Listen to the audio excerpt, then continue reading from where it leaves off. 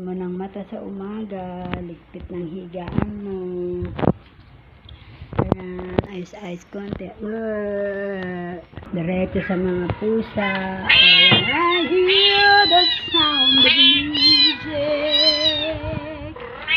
Ayan, nalinis ko muna na sila. Kaya yan ang una kong pinupuntahan.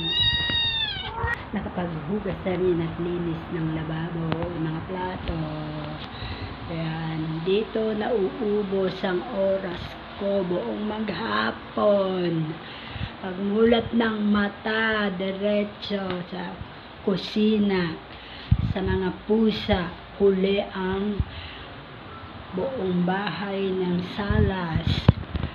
Pagka may time, saka maglaba o pag tanghali na kasi parang tinatamad na ako maglaba. Madaling araw ako naglalaba. Prepare muna ako ng mga anang uulamin namin tanghalian. 3 piraso. Para sa amin 3.